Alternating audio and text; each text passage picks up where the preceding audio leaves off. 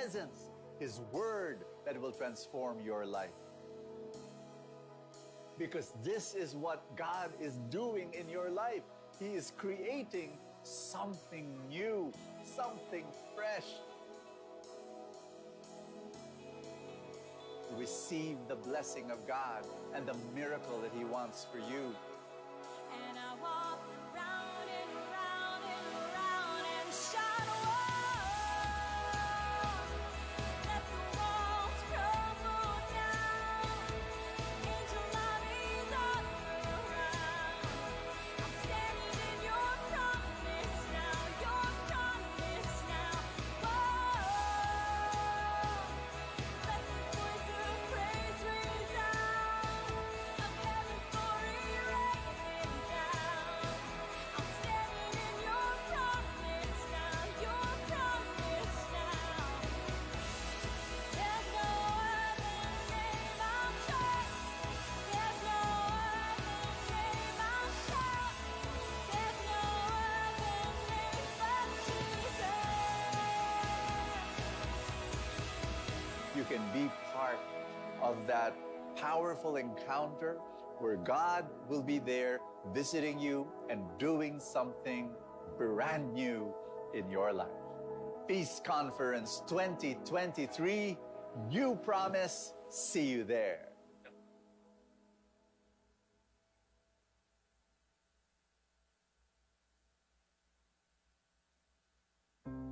My beloved child, I miss you. Amidst your busy life, I long for our connection. No matter how far you've strayed, I'm ready to embrace you. I know the weight you carry. You don't have to carry them alone. Come home. I long to celebrate your return. Forgiveness is waiting for you. A feast is waiting for you.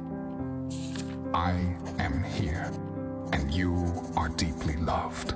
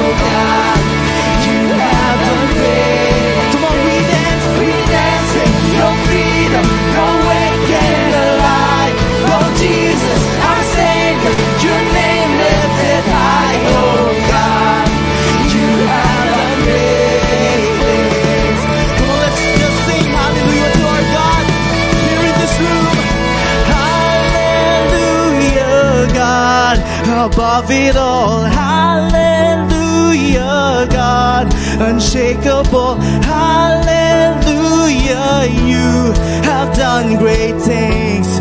You've done great things. Come on, your voice, you sing. Hallelujah, God, above it all. Hallelujah, God, unshakable. Hallelujah, God, have done great things. Have done great things.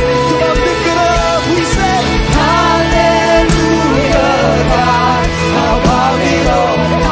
Hallelujah, God, unshakable. Hallelujah, have done great things. You've done great things. You conquered the grave. You free every captive and break every chain. No, God, you have done great things. We dance your freedom, awake and alive. Oh Jesus, our Savior, your name lifted high. Oh God, you have done great things. Yes, Lord, you've done great things in our lives, oh God. From the cross to the death, to the heavens, you have saved us. And we worship you. We worship you, oh God. In Jesus' name, we shout, Amen. Come on, let's just give a clap offering to our God. Come on. Hallelujah to our God. Hallelujah to our King. Our hero who we need in times that we are in the dark. In times that we feel that we are weak. Come on, I invite you now to just make this worship personal to our God. I invite you now, if it's comfortable to you, close your eyes and put your hands like this as we pray to our God. Lord God, we are here searching for you, seeking for you, oh God.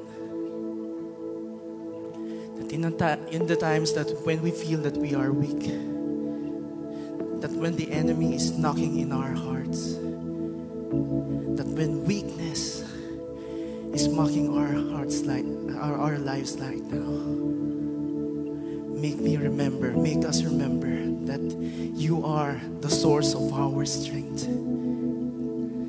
To always come back to you because of your promise, because you have once said in the Bible that you are our rock and our fortress.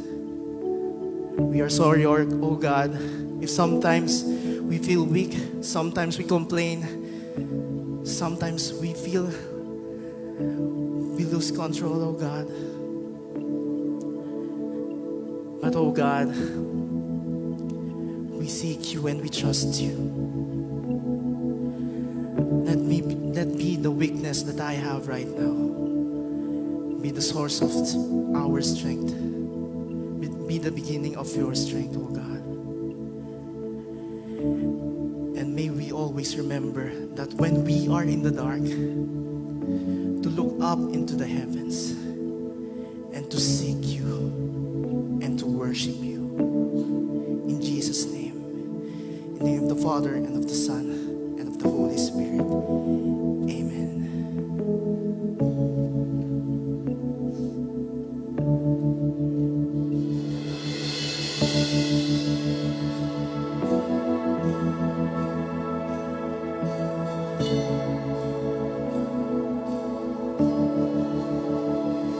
In your presence I quiet my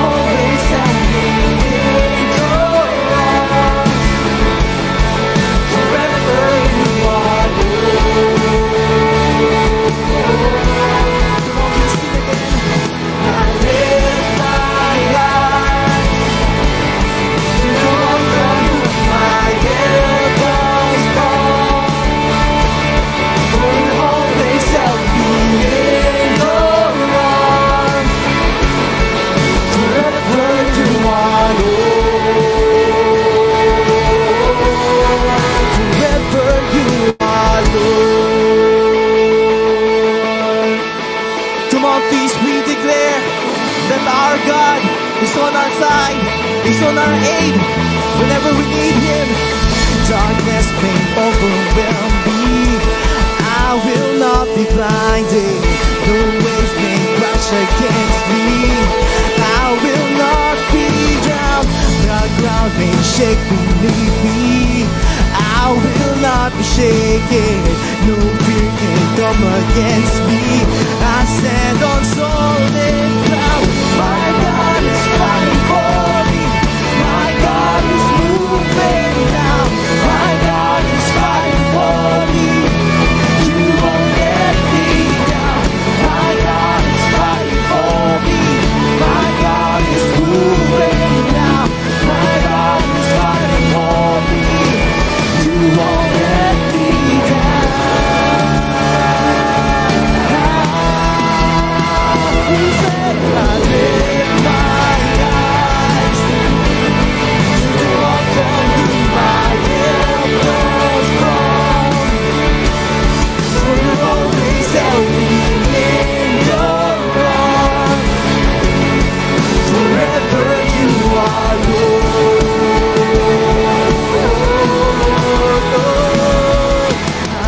My God is fighting for me, my God is moving now. My God is fighting for me, you won't let me down. My God is fighting for me, my God is moving now. My God is fighting for me, you won't let me. Come on, just your voice. He's fighting for me. Come on.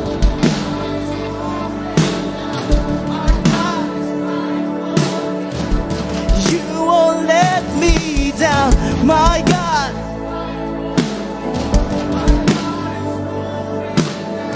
My God is fighting for me, you won't let me down.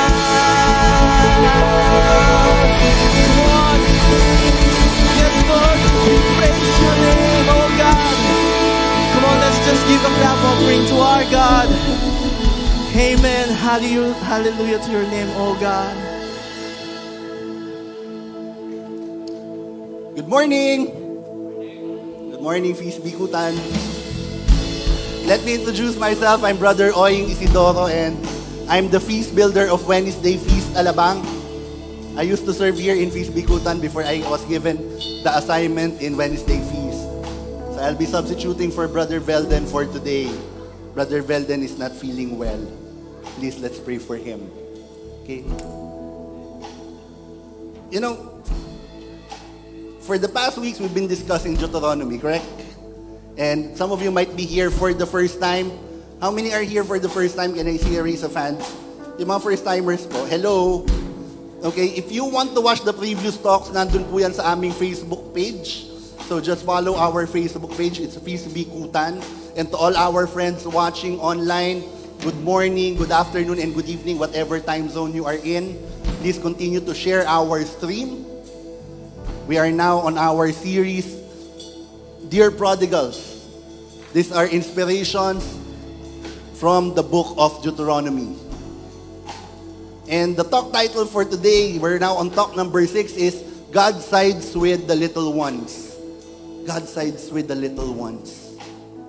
How many of you have you experienced that you're in a bad situation? Yung parang feeling mo ang malas mo, ba't ka napunta dito? Now, let me tell you a story. Merong dalawang magnanakaw. Magkahiwalay silang nagtrabaho, pero pareho silang nahuli. And both of them were cursing their situation.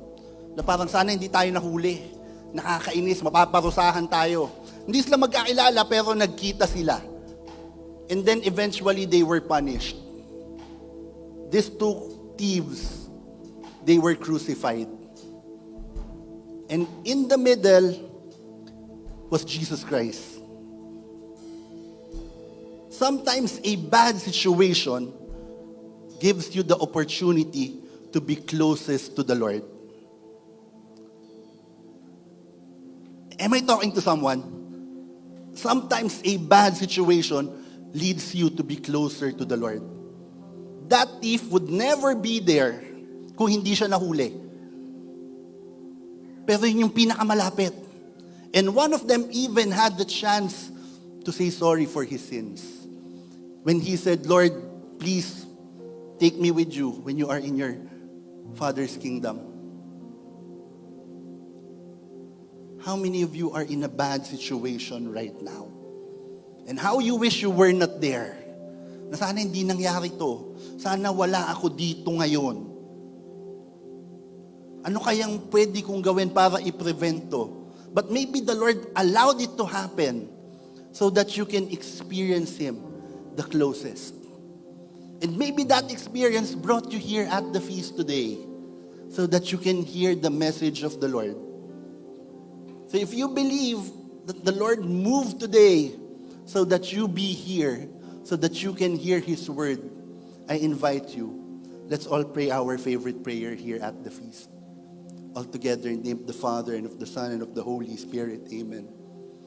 Today I receive all of God's love for me. Today I open myself to the unbounded, limitless, overflowing abundance of God's universe. Today I open myself to God's blessings, healing and miracles. Today I open myself to God's word so that I become more like Jesus every day. Today I proclaim that I am God's beloved. I am God's servant. I am God's powerful champion. Because I am blessed, I am blessing the world. In Jesus' name, amen.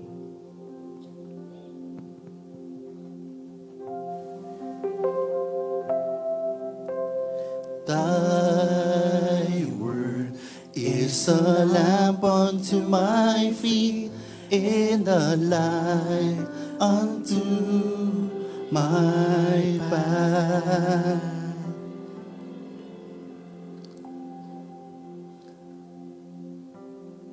And the word of the Lord says, then you must declare in the presence of the Lord your God, I have taken the sacred gift from my house and have given to the Levites, foreigners, orphans, and widows, just as you have commanded me.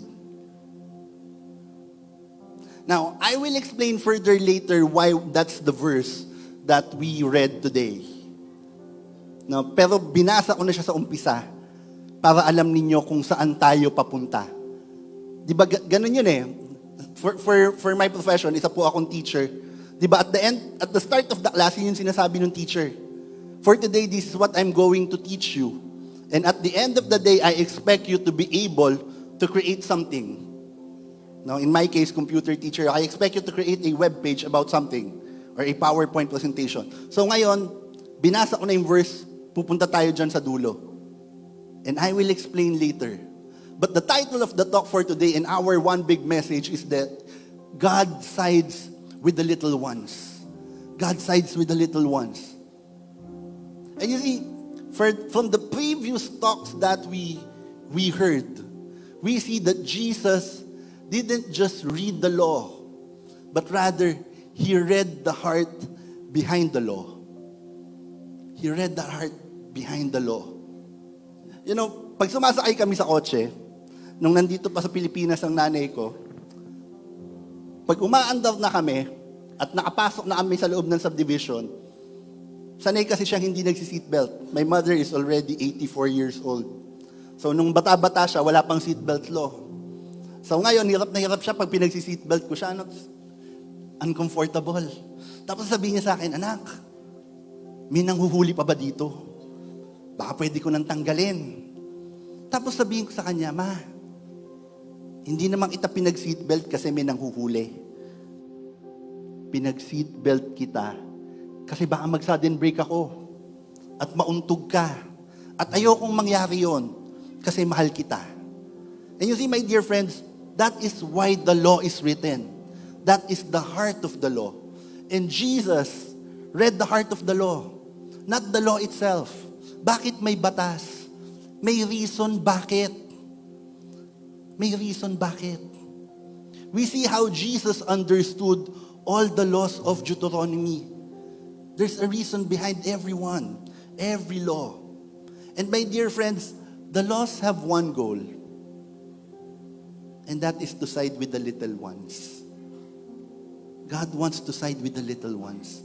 And that's what the law is all about. Para walang nadidihado. Para maging maayos at pantay. And Deuteronomy reveals to us what's God's innermost heart. Yung nasa kaloob-looban ng puso ng Diyos. It reveals it there. That God sides with the little ones. That all these laws are for those who cannot fight for themselves. So if you feel, at one point, parang feeling mo, dehado ka. Feeling mo hindi mo kaya yung laban na kakaharapin mo. Feeling mo ang liit-liit mo sa mata ng mundo. I believe this talk is for you. And the Lord is simply telling you one thing. Ask me what? Kakampi mo siya. Kakampi mo ang Diyos. Yun ang gusto niya ipaalam sa'yo. Ngayong araw na to, He is siding with you. And I invite you, my dear friends, if you want to hold that promise in your heart, let's pray. In the name of the Father and of the Son and of the Holy Spirit, amen. Father, thank you for your love. Thank you for seeing me as one of your little ones. I pray that I may be able to do the same for others, that I may be able to do good to the people around me. And all this I pray in Jesus' name. Amen.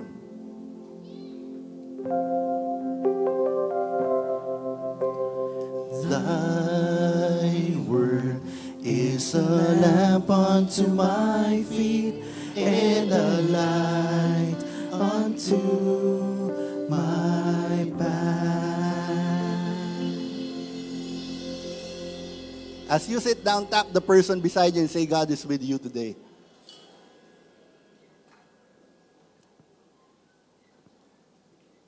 Today we'll be discussing the books 19 to 26. In the book of Deuteronomy, chapters 19 to 26. And in these chapters, we will be discussing broadly, the grouped in order of the Ten Commandments. Diba? May 10 Commandments na ibigay na yan kay Moses, and then there are some parts of the law that needs to be understood. So marami yan doon, ginroup nila. Di ba naalala nyo ng mga estudyante pa kayo? Maraming rules, pero nakagroup yan according to certain aspects. Like, kunyari, ano yung rule sa uniform? Kailan sasabihin incomplete yung uniform mo? Pag wala kang pin, pag kulang yung medyas mo, di ba? Hindi tama yung length ng pantalon mo, mukha na siyang shorts. Di ba? So yung mga ganyang bagay, naka-classify. Iba rin yung rules on academic dishonesty. Tama? Ganon din pag nagtatrabaho tayo. Iba-iba yung mga rules, but they are grouped together. And so, today we'll be talking about the laws that the Lord gave through Moses in the book of Deuteronomy that are classified, and we'll be discussing them. But we'll try to summarize them so that we can read the heart of the law. Because Deuteronomy is a wisdom literature. It's written here that Deuteronomy chapter 23, verse 12 to 13, designate a place. Ito example to. Designate a place outside the camp where you can relieve yourself. As part of your equipment, have something to dig with. And when you relieve yourself, dig a hole and cover up your excrement. No? Kapag daw bumanyo ka, huwag kang magbabanyo sa camp. Lumabas ka, maghukay ka, tapos takpan mo. Nasundan ninyo? Huwag ka dito sa loob ng camp. And I mentioned already that these are laws that are part of the Ten Commandments. Diba? Pero parang kumbaga subcategory. Itong law na to, bakit ito sinabi? Kasi ang kasunod niyan, yung verse 14, nung verse na binasa ko, ang sinasabi doon, because our camp is sacred. Our camp is sacred. Diba andun yun, keep the day of the Lord holy. So parang sinama nila doon. Nasundan niyo? Diba? Na parang pag lumabas ka, wag ka ditong magbanyo sa loob ng kampo. Lumabas ka, maghukay ka ng lupa, tapos takpan mo. Now, when you read it, parang talagang sinama pa yon, di ba? And imagine that's biblical, di ba? As a Bible eh. But you see, my dear friends, so many people observe this as a religious practice, but it has spared them from so many pandemic. Kasi before the 19th century, before microorganisms were discovered, hindi naman nila alam na marumi yun eh. Kaya yung iba, sa dagat nila ginagawa. Wala naman silang religious practice eh. Gawin lang natin kung saan tayo abutan. Di ba? And alam natin kung gaano karumi yun. How it contaminates their food, and how it gets to them, tapos maraming nagkakasakit, maraming namamatay.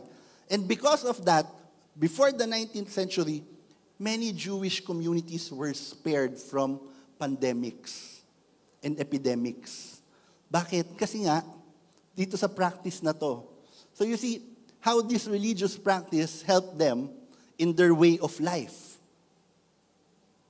And today, we will be discussing it and how it will also help us in our way of life.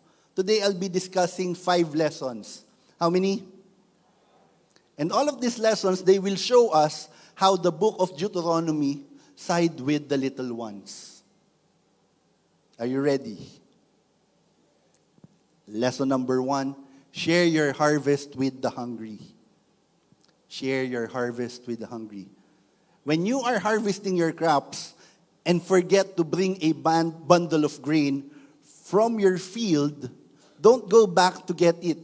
Leave it for the foreigners, orphans, and widows. Then the Lord your God will bless you all in all you do. Bakit kailangang mag-iwan? Kasi yung grupo na binanggit ko, the foreigners, the widows, they don't own any property. Pag foreigner ka sa Israel, hindi ka pwedeng magkaroon ng sarili mong lupa. Pag wala kang sariling lupa, hindi ka pwedeng magtanim. Hindi pa uso pasunon. So pag hindi ka nagtanim, wala kang iha-harvest. So gutom kayo. So kaya ang sinasabi dito, kung may naiwan ka, iwan mo na para merong may makinabang na iba. Ganon din yung mga orphans tsaka mga widows. Because during that time, widows cannot work. So the Lord was simply telling them, iwan nyo na yung naiwan ninyo. Kasi may makikinabang dyan. Hindi nyo yan naiwan by accident. May makikinabang dyan. And you know, in God's kingdom, you cannot get rich alone. Yun eh. You cannot get rich alone. You know, our founder, Brother Bo Sanchez, he started doing his business. Nung nag-uumpisa pa lang siya, merong kumausap sa kanyang negosyante. No, na mas malaki sa kanyang tao, masikat na negosyante. No, tago na lang natin siya sa pangalang Mr. Big Shot. Itong si Mr. Big Shot, sinabihan niya si Brother Bo, might as well stick to preaching. Kakainin ka ng buhay pag sinubukan mong maging negosyante. Kasi masyado kang mabait.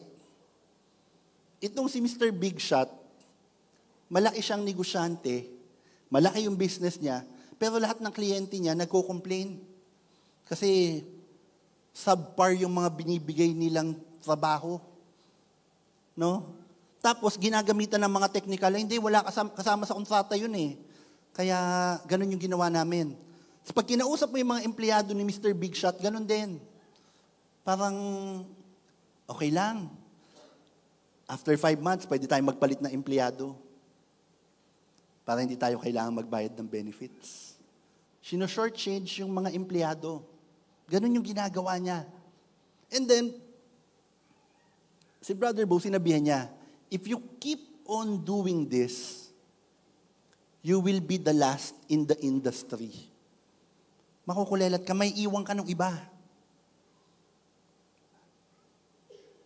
And then pandemic hit. And Brother Bo had to close shop temporarily. His small business has 200 employees. No, yung 200 employees na yon, habang close yung negosyo, si Bo kumukuha siya sa sarili niyang pera, pinapasweldohan niya. Wala siyang tinanggal. And eventually, nalugi siya. And then, Bo was sharing this and he was saying, yes, maybe I will end last. Because in my heart, my employees will always go first. Okay lang. My employee should always go first. And then he said, okay lang naman mahuli eh. Remember what it says in the scriptures? The last will be first. Because that's how the Lord wants us to be. That even if we are last, people are ahead of us. That we don't be corrupted by the world. The world scoreboard is that personal gain. No, kung malulugi yung kumpanya at ikaw yung may-ari, magtanggal ka ng empleyado. But if you're going to look at it from the other perspective, what I read, the verses that I read earlier is telling us this. It should be communal gain. No? Kung nalulugi yung negosyo, sabihan mo yung mga empleyado, o magbabawas din ako ng kita. Hatiin natin. That's what the Lord is telling us. That we cannot win individually. We need to always win as a group. That we need to protect our neighbor's goods. Hi. Yun na rin yung next point. Protect your neighbor's goods. If you see your neighbor's ox or sheep or goat wandering away, don't ignore your responsibility. No? Remember, ito yung mga kayamanan nila noon. Take it back to its owner. If its owner does not live nearby, or you don't know who the owner is, take it to your place and keep it until the owner comes looking for it. Then you must return it. Do the same if you find your neighbor's donkey, clothing, or anything else your neighbor loses. Don't ignore your responsibility. Seventh commandment, it says, do not steal. Sometimes, we feel like, hindi naman ako nagnakaw eh. Napulot ko to. Pero nag-effort ka bang itanong man lang kung sino yung may-ari? Kinikwento ng tatay ko nung bata pa daw siya, usong-uso sa probinsya nila, yung biruan na nakapulot ng tali. Nakapulot ako ng tali eh. Pero ang totoo nun, nanguha sila ng baka sa ibang tao. Expression yon. Kasi feeling nila, yung tali lang ang nakuha nila, sumama lang yung baka. Yung tali lang talaga yung ninakaw namin eh. Sumama lang yung baka, kunin nyo na uli. But you see, my dear friends, when you take something which is not yours and you did not exert effort to look for the owner, technically you are also sinning by omission. Remember when we go to Mass, we say that, for the things I have done and what I have failed to do. May nakita ka eh. Sigurado kang hindi iyo yun. So, subukan mo man lang hanapin yung may-ari. Di ba? Mag-effort ka naman. Hindi yung, uy, Lord, thank you. Kanina lang bago ako pumunta dito sa feast, nagdadasal na ako eh. Na sana kailangan ko ng pan-tuition fee ng anak ko. Sinagot nyo na nung nalaglag yung pera nung katabi ko. Diba? Nakalimutan niyang ibalik yung sobra bago siya mag-tithe. Ito na nga, sinagot mo na, thank you. Diba? Alam mo namang nahulog dun sa bulsa nung katabi mo eh. Tapos feeling mo, yun yung paraan para i-bless ka ni Lord. Mga kapatid, hindi po ganon. Hanapin niyo yung may-ari, itanong ninyo. No? Kung sakali mang itago nyo lang until such time that you have the opportunity to look for the owner or return it.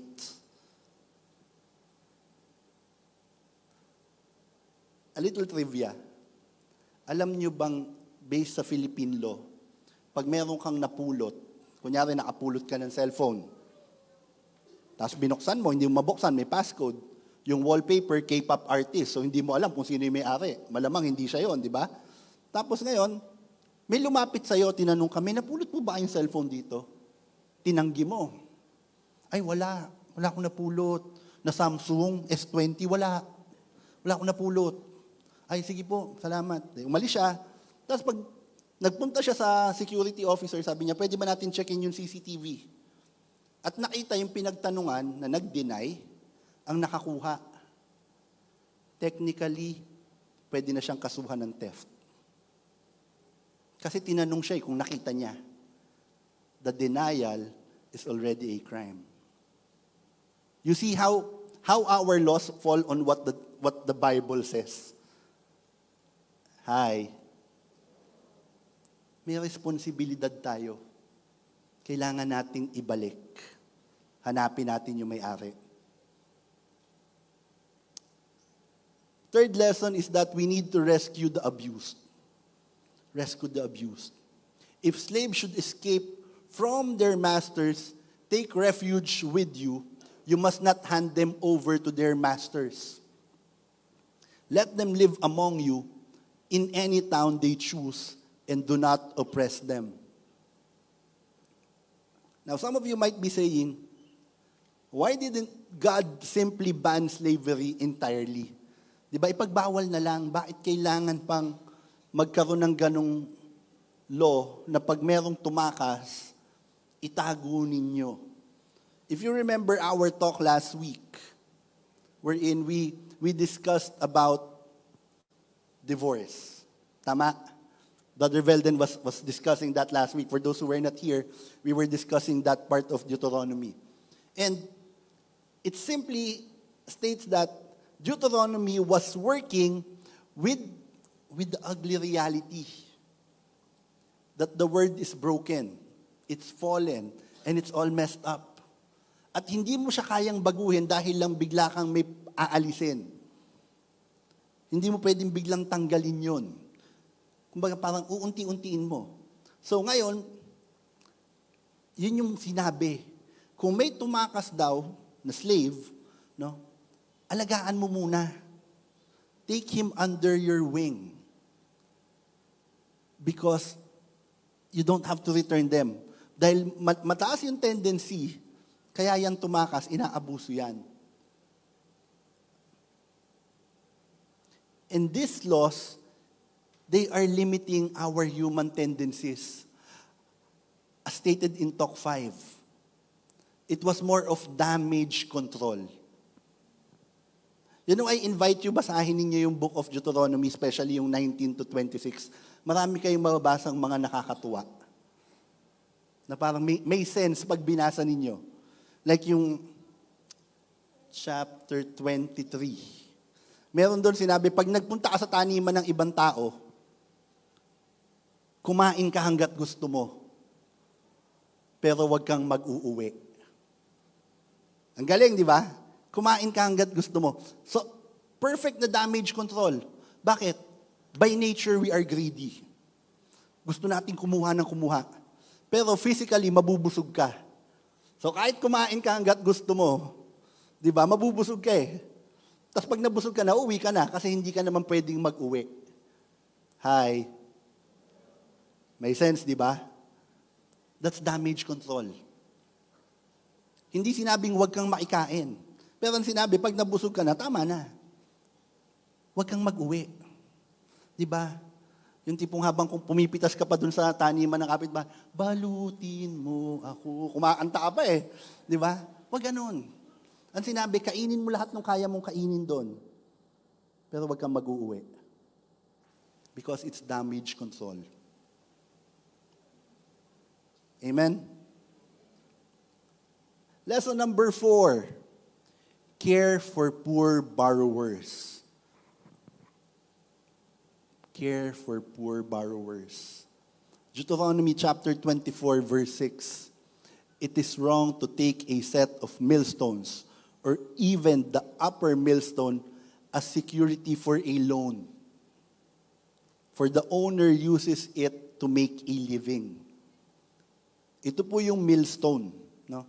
Ginagamit po yan, no, grain or palay. At yan yung kanilang source of livelihood and source of food. Diba? So, ang sinasabi ni Lord, pag may nang utang, huwag mong kunin yon. Huwag mong kunin collateral. In fact, the Lord is telling, huwag kang kumuha ng collateral as much as possible. if you read the whole text. If we're going to use it in layman's term ngayon, parang ganito. May nangutang sa akin.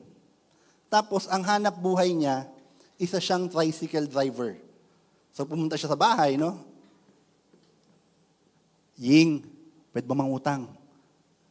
Buong araw nang nilalagnat yung anak ko eh. Ako naman, magkano kailangan mo? May 2,000 ka ba dyan? Meron naman, sige, ito. Pero i-collateral mo yung tricycle mo. Para lang sigurado kung magbabayad ka. Paano pa siya makakabayad? Eh, yun lang ang hanap buhay niya. Pinakulateral ko. Saan siya kukuha ng pambabayad sa akin? Am I making sense there? That you cannot take their source of livelihood so that there's collateral. And I want to tell you, my dear friends, when the Lord said loan, hindi siya nagsasabi ng housing loan, magpapalaki ng bahay, or business loan, mag-i-expand ng negosyo. These are loans that are people asking in times of emergency. May sakit yung anak, no, walang pang tuition fee, wala nang kakainin. Diba? Huwag ka nang kumuha ng kahit ano. Pautangin mo na lang. And you know, my dear friends, I believe care for the poor borrowers is not simply not taking collateral. Siguro, pinapaalam din sa atin ni Lord na pag nagpahiram tayo, wag na nating ipamukha dun sa nanghihiram. Di ba yung may nanghiram, kunyari, ganun yung senaryo, no, nanghiram siya, 2,000, tapos ikaw, oh, yan, oh, kunin mo. Di ba, iabot mo lang ng discreet na, oh, ito na, oh. Lalo na kung may mga ibang tao. Di ba? Don't make them feel that they are a burden. Because the fact that they are asking, nagpakumbaba na nga eh. Nanghihiram yan kasi kailangan nila. Malamang kaya yan ng hiram. Di ba? Minsan may nanghiram sa akin, tapos sabi niya, puntahan kita sa bahay. Sabi ko, palabas ako eh, madadaanan ko yung bahay ninyo, huwag ka nang pumunta sa amin. Idadaan ko na lang dyan. Tapos sabi niya, nakakaya naman, ako na yung nanghiram eh. Sabi ko, wala namang problema dun eh. Doon ako papunta eh, ba't kailangan ka pang pumunta dito? Idadaan ako sa harap ng bahay ninyo pag alis ko. Di abangan mo na lang ako, iaabot ko sa'yo. Hindi ka pa maaabala. Care for the borrowers. And this is what it says, karuktong nun. If your neighbor is poor and gives you his cloak as security for the loan. Remember, meron silang tunic, meron silang cloak. Di ba yung suot nilang mahaba, meron pang nakapatong. If he gives you his cloak for a loan, do not keep the cloak overnight. Nakita mo, sinasabi ni Lord, di ba? Parang, kung nag-collateral siya ng cloak niya at inabot na yung gabi, return the cloak to the owner by sunset so he can stay warm through the night. And bless you. And the Lord your God will count you as a righteous man. Kasi walang katiyakan kung magbabayad pa siya pag binalik mo yung cloak niya. Pero dahil gumawa ka ng mabuti, siguradong hindi siya malalamigan sa gabi. Kasi binalik mo yung cloak niya. The Lord is telling us, kung may mangungutang sa atin, huwag na nating abusuhin. Maging mabait tayo.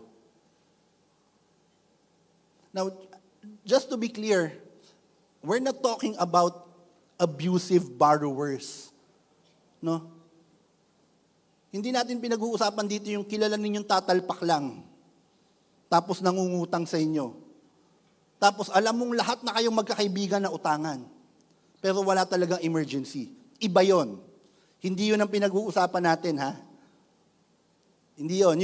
Yung tipong nanghihiram sa'yo ng pera, ikaw naka 3-in-1, siya naka gourmet coffee. Tapos inis na inis ka kasi galit pa siya pag sinisingil mo. Di ba? Siya pa yung nagpo-post sa Instagram. Ikaw naka 3-in-1. Hindi yun ang pinag-uusapan nating nangungutang. Pinag-uusapan natin dito yung mga talagang emergency at walang-wala. Malinaw naman po, di ba? Amen? And the last lesson that we're going to discuss, lesson number 5, hold a party where the least are welcome. Hold a party where the least are welcome. Deuteronomy 26, verse 2. Put some of the first produce of your crop, each crop you harvest, ayan, into a basket and bring it to a designated place of worship or the designated place of worship. Why the first produce? Diba? First of all, you bringing the first produce is an act of faith. Kasi kung isa kang farmer, hindi ka sigurado kung may harvest ka uli. So yung una mong kinuha, dalin mo daw. Di ba minsan ganun din sa atin? Especially if the nature of your work is something that you don't have a fixed income. Nasa sales ka, commission-based yung sweldo mo. Tapos commission ka ng sakto dun sa kailangan mo. So dahil sakto naman yon, feeling mo, yung susunod mong kukunin within the month, sobra na. So parang ang iniisip mo, Lord, dun na ako sa sobra magkukuha ng ibibigay ko sa'yo. But the Lord is saying, dyan ka kumuha sa una mong komisyon. Kung magkulang man, akong bahala. Pupunan ko yung kulang. Out of faith, the Lord is asking you, give the first fruits. Naintindihan nyo na ngayon, bakit first fruits? And this is what it says there. Then place the produce before the Lord your God and bow to the ground in worship before Him. Afterward, you may go and celebrate because all the good things the Lord your God has given to you and your household. Remember to include the Levites, and ito yung binasa natin kanina, foreigners living among you in the celebration. Because the Levites, they are caretakers of the temple. So wala silang sariling harvest. Kasi hindi rin sila nagtatanim. So kailangan isama nyo daw yung mga Levites. Then you must declare in the presence of the Lord your God, I have taken the sacred gift from my house. And I have given it to the Levites, foreigners, and orphans and widows, just as you have commanded me. I have not violated or forgotten any of your commands. I have obeyed the Lord your God, my God, and have done everything you commanded me. So that's what you say when you give your produce. And the reason why they do that is that para magkaroon ng salo-salo. Dinadala nila sa temple, lahat sila magdadala. Kasi hindi naman yung lahat kakainin ng mga Levites. At hindi rin kakainin ng lahat ng mga orphans or kakainin ng lahat ng mga widows. But it's for everyone. But the idea of everybody bringing makes everybody eat. Tama? When everybody is bringing, everybody eats. Kahit wala silang dala, makakakain sila dahil lahat nagdala. And more than not, di ba? More possible than not, yung mga dala nila is more than enough for more than one person. Di ba? Yung harvest mo yung first harvest mo, malamang marami-rami yan. Dalin mo doon. Tapos magsasalo-salo kayo.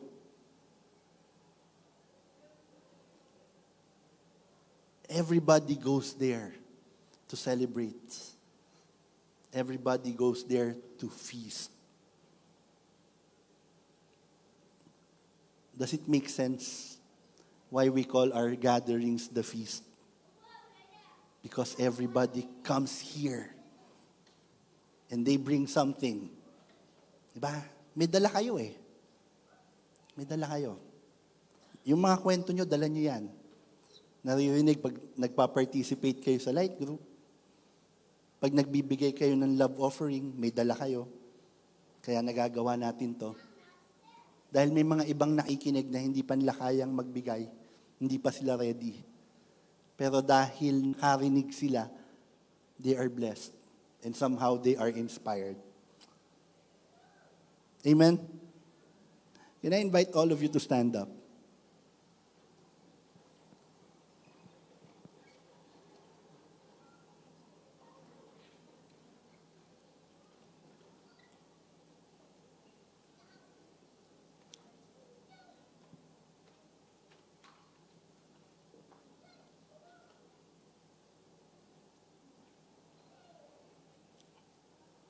You know,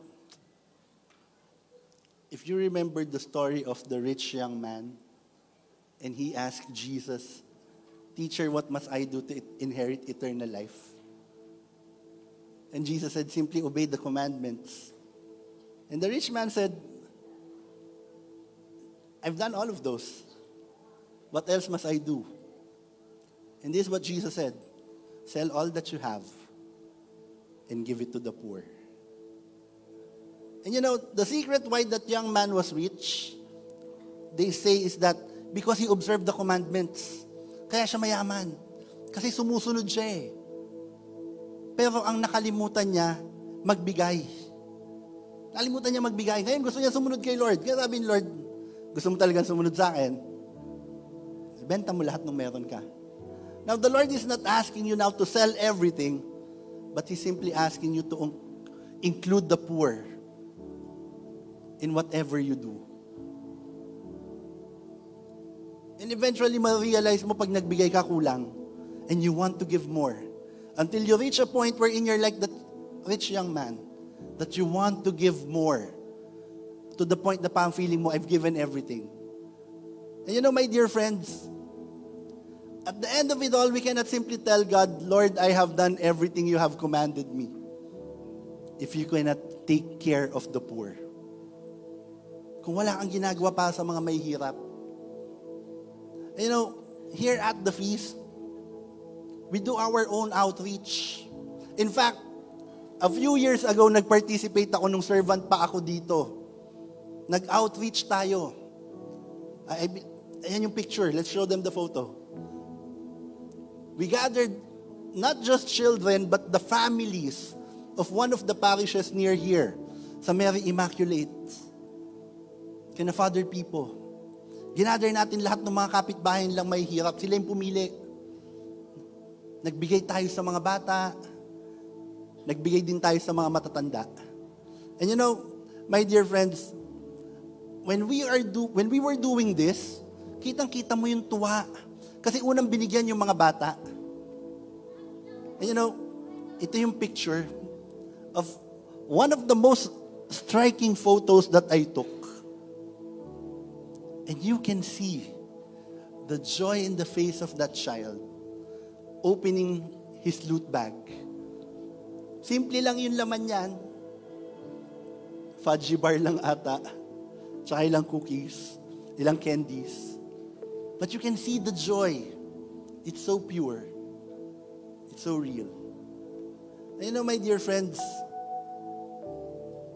that's what happens to God's little ones when we participate in what God wants us to do. We're not just little, but we also have something that we can give. Kaya rin nating magbigay. And the Lord is asking us now that we become His partners. Become His partner in creating Eden during this time. Wherein everyone is saying Eden is already lost. We can recreate that simply by helping one another. Simply by giving to one another. Simply, not just giving your money, but even giving your time. May mga ibang taong hindi sila mahirap sa pera, pero mahirap sila sa pagmamahal. At yun ang hinihingi nila, na may taong makinig sa kanila. May taong pakinggan sila. Baka may kakilala kayong ganun at yun ang hinihingi sa inyo ng Panginoon. Magbigay kayo ng oras. Magbigay kayo ng pagmamahal. Because these people are God's little ones. O baka kayo yon at nag-iintay kayong magbigay o makatanggap. Huwag kayong mag-alala, hindi kayo pababayaan ni Lord. I'm sure, may padadala siya. there will be somebody who is his partner that will reach out to you and give you that love, that financial blessing that you need. Amen? Let's pray. In the name of the Father, and of the Son, and of the Holy Spirit. Amen. Father, we praise and thank you. Thank you that you sided with me. Thank you that you see me as your little one. Lord, salamat at kakampi kita. But Lord, because we are teammates, I pray that I may be able to do my part in helping the other little ones in your community. That I may be able to give my share. Because I know that's what you want me to do. And all this we pray. In Jesus' name, amen.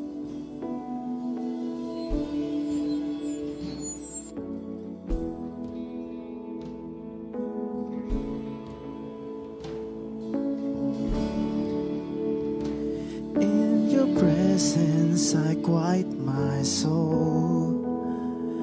Your love surrounds me and it won't let go.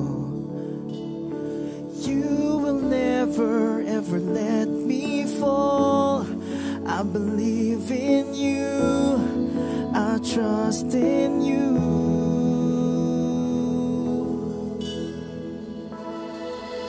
I lift my eyes to the one from whom my help comes from. For you always held me in your arms. Forever you are Lord. In your presence I find my peace. Wherever I go, you're watching over me. You defend me from my enemies. I believe in you. I trust in you. I lift my eyes to the one from whom my help comes from. For you always help me in your arms. Forever you are Lord. I lift my eyes to the one from whom my help comes from. For you always have me in your arms. Forever you are Lord.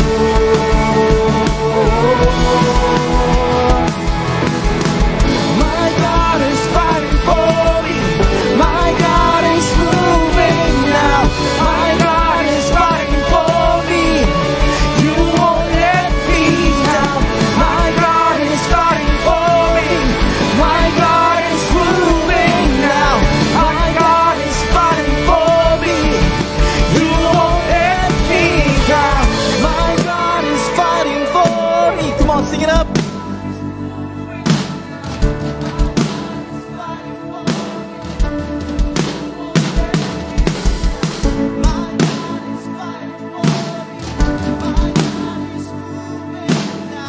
My God is fighting for me. You won't let me down. Let's give a clap offering to our God, our Lord, who's always on our side.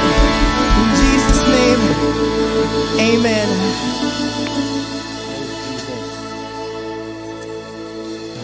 Were you blessed? Let's give the Lord another clap offering.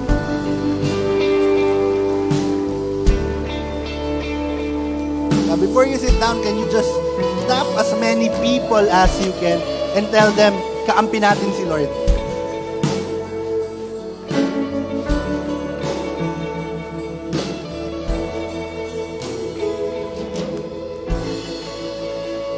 Okay, as you're preparing your love offering, you may sit down first.